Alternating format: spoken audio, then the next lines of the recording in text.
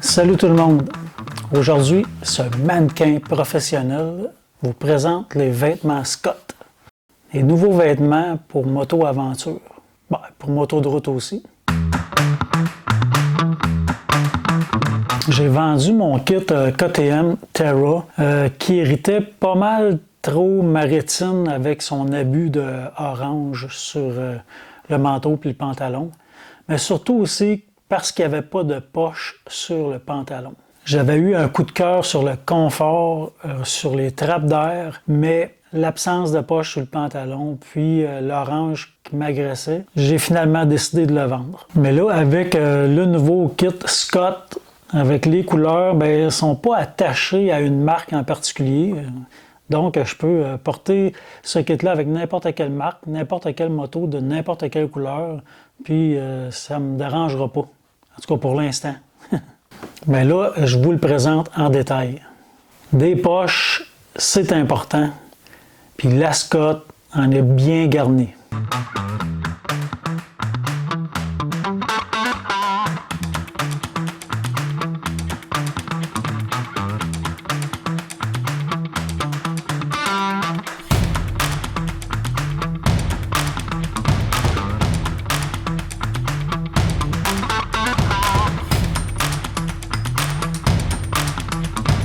L'autre must, c'est les trappes d'air. Elles sont moins importantes que sur le kit de KTM, mais quand même, si on le compare avec d'autres kits, sont très acceptables. Il y a quelques-unes qu'on peut fermer hermétique avec une fermeture éclair, ou on peut aussi les laisser fermer seulement qu'avec des aimants, qui sont rapides à ouvrir ou rapides à fermer lorsqu'il ne fait pas si froid.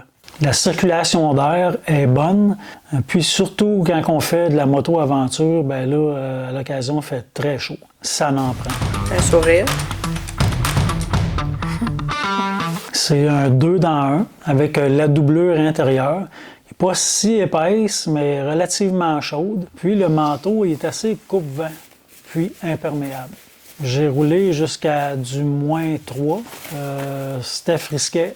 Mais avec un bon chandail en dessous, ça faisait la job. Le collet du manteau, il n'est pas agressant pour le coup.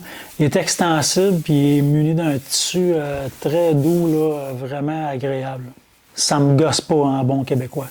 Il y a aussi un cordon d'ajustement élastique pour le bas du manteau lorsqu'on veut empêcher les rafales de vent d'entrer dans le manteau. Les protections sont bien placées, de bonne qualité, puis il y en a partout, sauf au dos.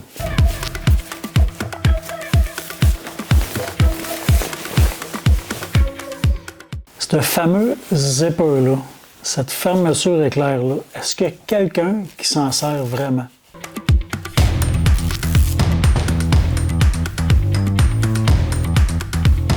On va passer maintenant au pantalon. Le pantalon vendu avec ce manteau-là, c'est pas ce pantalon-là qui est vert. C'est un pantalon noir qui n'était pas muni de trappe d'air ou pratiquement pas. Puis moi, c'est vraiment important qu'il y ait de la ventilation. C'était plus un pantalon axé route. J'ai donc décidé de mélanger le kit. On dirait qu'ils sont faits pour aller ensemble. C'est un pantalon exactement de la même couleur que le manteau, mais qui a des trappes vraiment mieux adaptées à ce que je veux. Il y a des trappes aux cuisses devant qui sont seulement aimantées, puis avec fermeture éclair derrière la cuisse.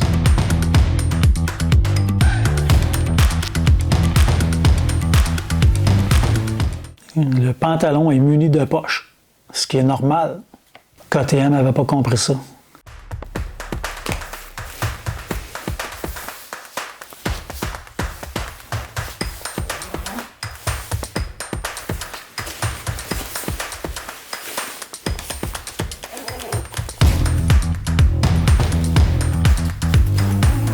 Les pièces de tissu d'intérieur de jambes pour agripper le réservoir sont pas en cuir, sont en genre de suède.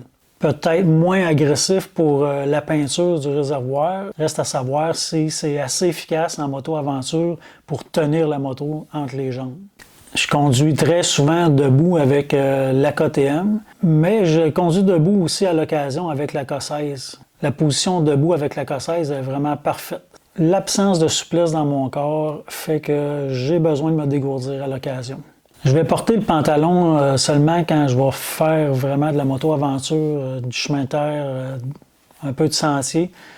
Avec la cossaise, j'ai pas vraiment besoin de porter le pantalon parce que j'ai des jeans Scott. En passant, je suis pas commandité pas en tout, là, ça donne comme ça.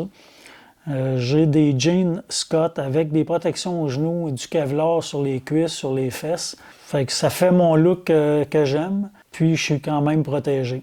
Donc, j'ai pas besoin du gros pantalon de moto-aventure pour faire de la route.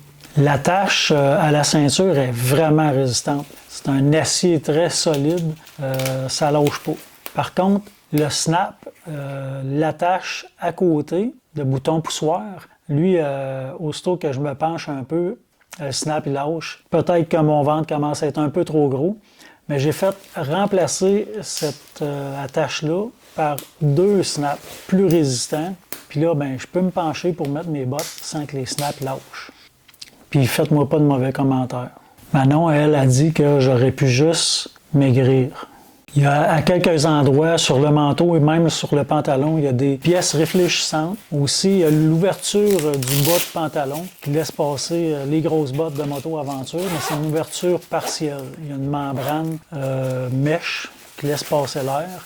On peut fermer la fermeture éclair puis l'ouvrir de l'autre sens pour créer de l'air, mais avec des grosses bottes de moto-aventure, c'est inutile, l'air ne passera pas.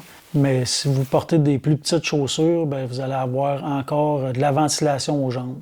Il y a encore des protections aux genoux, aux hanches, sur le pantalon, bien placées, de bonne qualité.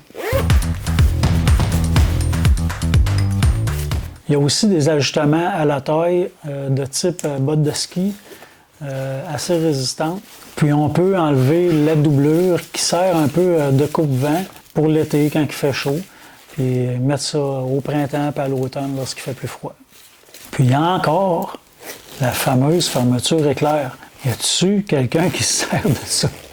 J'ai jamais vu quelqu'un se servir de ça, mais écrivez-moi en commentaire. Est-ce que vous vous servez des fameuses fermetures éclair qu'il y a toujours sur les manteaux et les pantalons? Puis si oui, aimez-vous ça? Voilà la présentation du kit d'un vêtement Scott que je me suis acheté, qui semble vraiment imperméable. En tout cas, à date, avec les pluies que j'ai pognées, j'ai eu aucune goutte qui a entré. J'ai hâte de voir dans les déluges. Mais je songe même pour l'Italie de ne pas emporter mon habit de pluie, peut-être seulement que le pantalon, puis faire confiance vraiment au manteau. Merci beaucoup de me suivre. Puis si ce n'est pas déjà fait, abonnez-vous, laissez-moi un petit message, puis actionnez la cloche pour voir les prochaines vidéos. À la semaine prochaine!